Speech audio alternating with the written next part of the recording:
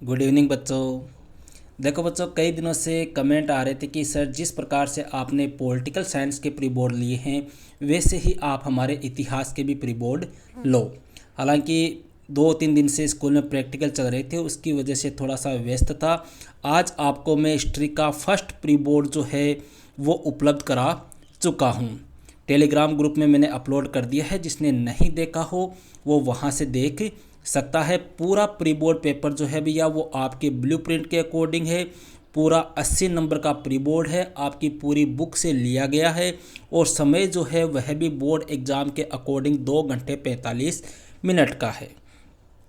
ठीक है, अब इस प्री बोर्ड का भैया मैं आपको सॉल्यूशन कराने जा रहा हूँ, लेकिन सॉल्यूशन कराने से पहले एक दो कमेंट के मैं आपको जवाब दूंगा। कई बच्चों के कमेंट आ रहे हैं कि सर जो आप प्री बोर्ड पेपर डाल रहे हो हम उन्हीं को याद कर ले क्या, या हम डेस्क वर्क भी देख ले क्या, या हम पर्सन बैंक भी देख ले क्या। तो देखो भैया, इस मुद्दे पर मैं कई बार आपसे चर्चा कर चुका हूँ। आज आपको वापस एक बार कह रहा हूँ कि भैया पॉलिटिकल साइंस और हिस्ट्री, इन दोनों सब्जेक्ट में जो क्वेश्चन मैं आपको टेस्ट में करा चुका हूँ, जो मैंने चैप्टर वाइज आपको मोस्ट क्वेश्चन उपलब्ध कराए हैं और जो मैं आपको प्री बोर्ड में दे रहा हूँ और एग्ज़ाम तक जो भी मैं क्वेश्चन आपको करवाऊँगा, आप तो बस इनको तैयार कर लो। बाकी आपको कुछ भी देखने की आवश्यकता नहीं है। 80% की जिम्मेदारी मैं लेता हूँ भैया। 80% पेपर जो है वो अपने इन्हीं क्वेश्चनों में से आ जाएगा। जिस दिन आपका पेपर हो उसी दिन आप घर आके मिला लेना। मेरे सारे वीडियो आपको प्लेलिस्ट में मिल जाएंगे, वहाँ से आप चेक कर लेना कि सर ये क्वेश्चन आपके पेपर में से आए हैं या नहीं आए। पेपर की गारंटी मैं ले रहा हूँ कि 80% पेपर अपने क्वेश्चनों में से आ जाएगा। बाकी आपके 80% आते हैं या नहीं आते उस चीज़ की गारंटी नहीं है, क्योंकि भैया सीधी सी बात है, वो एक लिखने का तरीका, एक राइटिंग, उसके ऊपर भी डिपेंड करता है।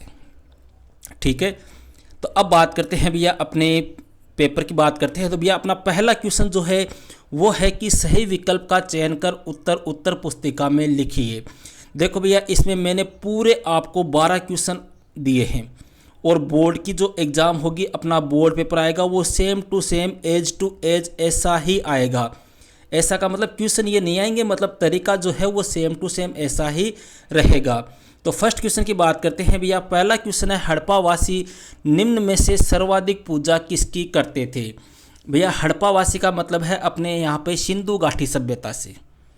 ठीक है, अब हड़प्पावासी जो थे भैया वो मातर देवी की पूजा करते थे, या विष्णु की करते, या ब्रह्मा की करते, या महेश की करते थे।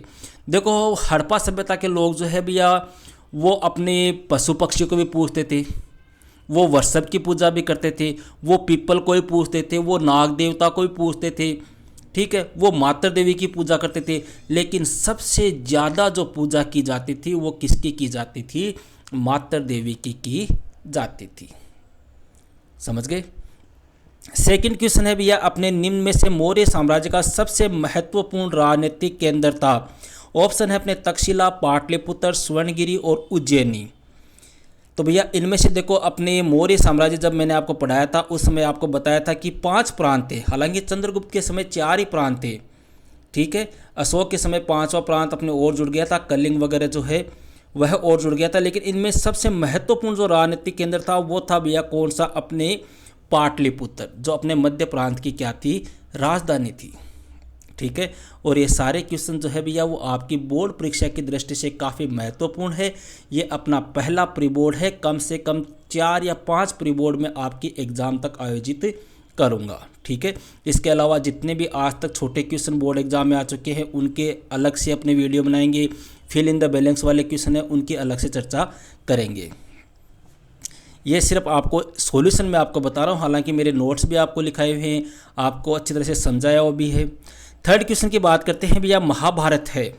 महाभारत क्या है भैया? ऑप्शन देखो, एक खंडकाव्य जिसमें 1 लाख श्लोक है, एक उपन्यास जिसमें 1 लाख श्लोक है, एक महाकाव्य जिसमें 10 लाख श्लोक है और एक उपन्यास जिसमें 10 लाख श्लोक है। तो भैया देखो सीधी सी बात, पहली बात तो ये कि महाकाव्य महाभारत जो है वो क्या है? एक उपन्यास है। तो उपन्यास है, इसका मतलब आपका तीसरा तो ऑप्शन हो ही नहीं सकता, पहला और तीसरा ऑप्शन तो होगा ही नहीं। अब महाभारत जो है इसमें श्लोक कितने हैं? तो 1 लाख श्लोक है, तो अपना आंसर क्या हो गया? सेकंड हो गया।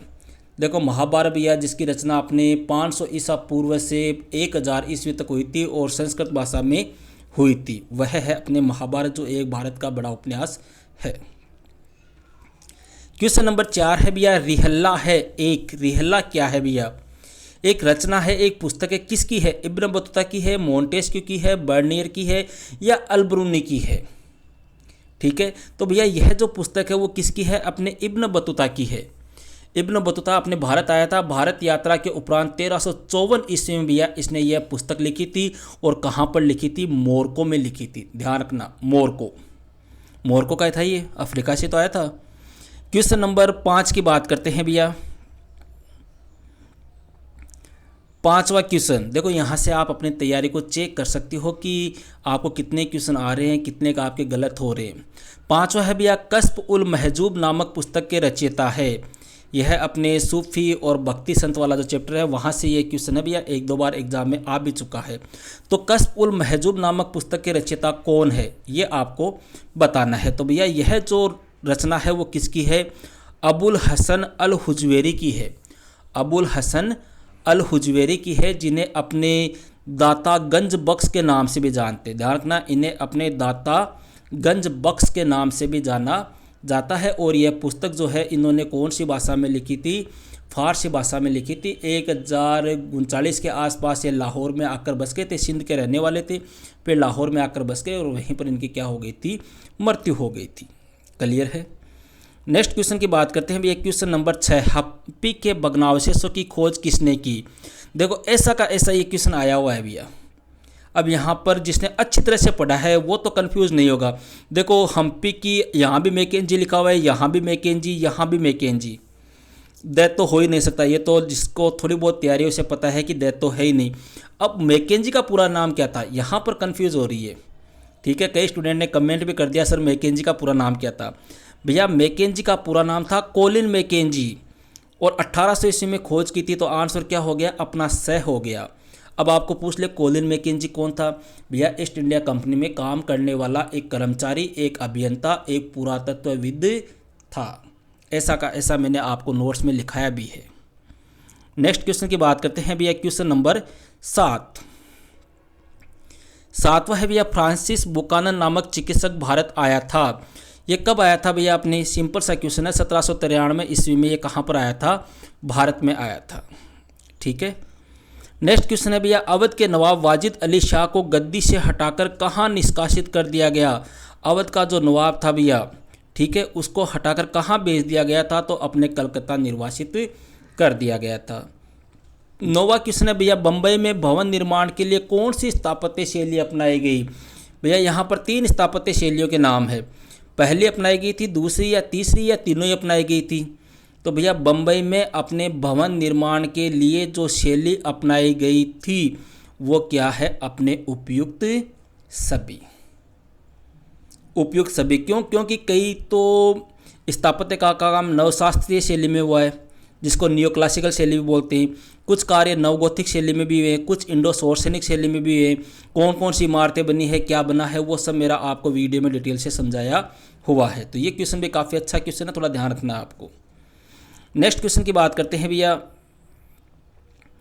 किस एक्ट के द्वारा कलकत्ता में सर्वोच्च न्यायालय की स्थापना की गई? कौन सा एक्ट था भैया जिसके द्वारा कलकत्ता में सर्वोच्च न्यायालय की स्थापना हुई थी? तो वो था भैया 1773 का रेगुलेटिंग एक्ट।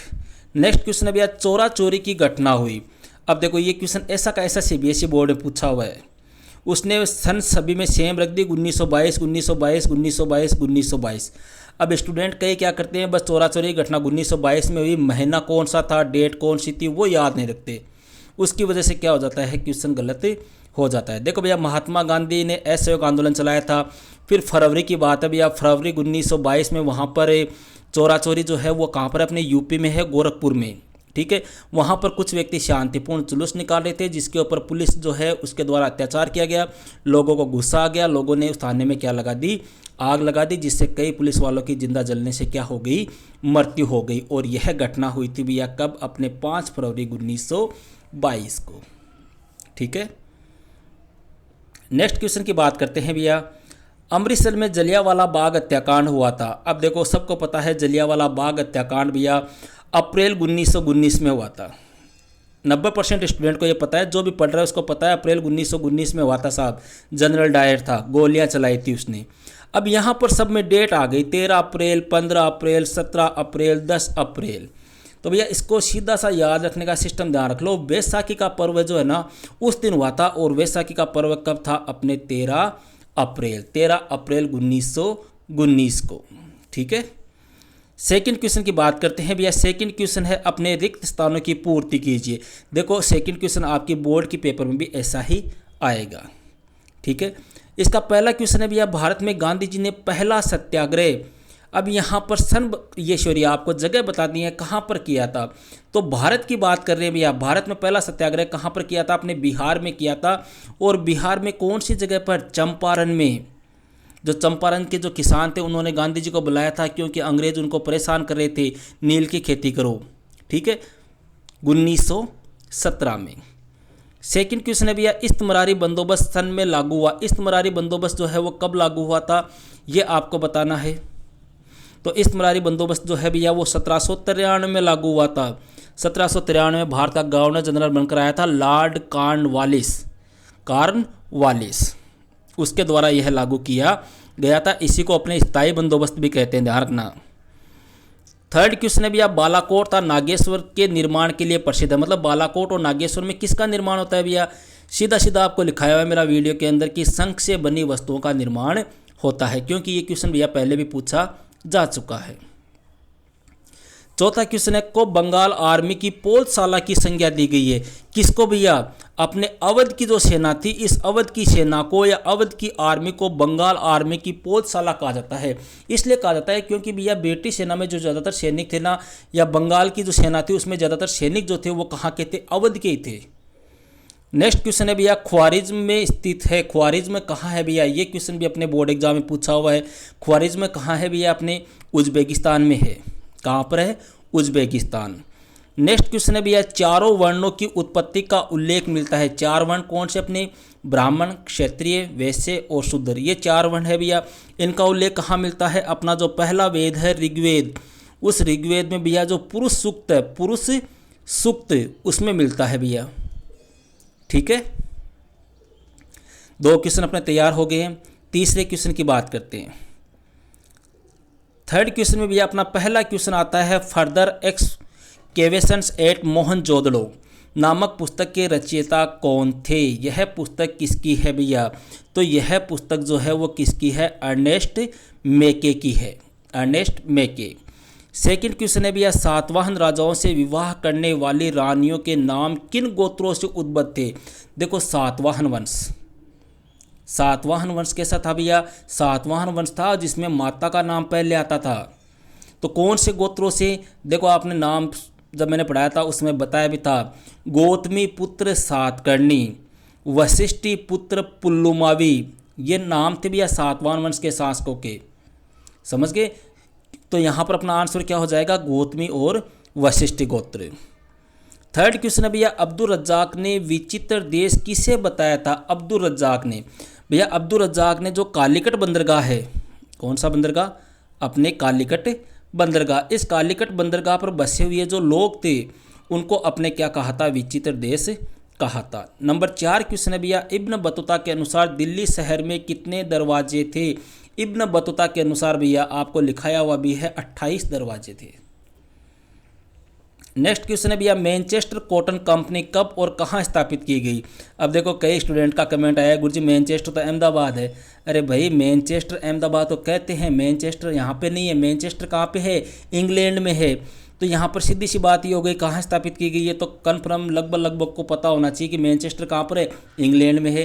तो इंग्लैंड में स्थापित की गई। सन अगर नहीं पता है तो ध्यान रखना भैया 1859, 1859। नेक्स्ट क्वेश्चन है भैया, स्वास्थ्य कर नगर और अस्वास्थ्य कर नगर कौन से होते थे? ये देखो बड़ा अच्छा क्वेश्चन है। स्वास्थ्य कर नगर और अस्वास्थ्य कर नगर कौन से होते थे? देखो जब मैंने आपको औपनिवेशिक काल के शहर पढ़ाया था उस समय मैंने आपको भैया 2 प्रकार के टाउन बताए थे, एक तो वाइट टाउन, एक ब्लैक टाउन। व्हाइट टाउन कौन सा था, जहाँ पर अंग्रेज या सम्राट परिवार के मतलब पैसे वाले लोग रहते थे। ब्लैक टाउन मतलब जहाँ पर भारतीय काले लोग रहते थे। तो भैया स्वास्थ्यकर नगर तो कौन सा हो गया, व्हाइट टाउन, और अस्वास्थ्यकर नगर कौन सा हो गया, ब्लैक टाउन। क्लियर है। नेक्स्ट क्वेश्चन की चर्चा करते हैं भैया। औपनिवेशिक भारत में स्थापित 2 हिल स्टेशनों के नाम लिखिए। औपनिवेशिक भारत में मतलब अंग्रेजों के समय, तो भैया पहला तो आपके शिमला है और दूसरा अपने राजस्थान वाला है, कौन सा, माउंट आबू। ठीक है। नेक्स्ट क्वेश्चन की बात करते हैं भैया। महाभारत का युद्ध किन 2 दलों के मध्य और क्यों हुआ। बड़ा इजी सा क्वेश्चन है, एक बार ये एग्जाम में पूछा जा चुका है, इसलिए मैंने भी आपको ये प्री बोर्ड में दिया है। महाभारत का युद्ध किन 2 दलों के मध्य भैया, 2 दल अपने कौन से थे, कौरव और पांडव। किस लिए हुआ था, सत्ता पर नियंत्रण करने के लिए। कौरव कह रहे थे सत्ता पर हम नियंत्रण करेंगे, पांडव कह रहे थे सत्ता हमारी है, इस बात को लेकर युद्ध हुआ था। नेक्स्ट क्वेश्चन है भैया, कुल और जात में क्या अंतर है। कुल और जात, देखो भैया ध्यान रखना, कुल तो कहते हैं परिवार को,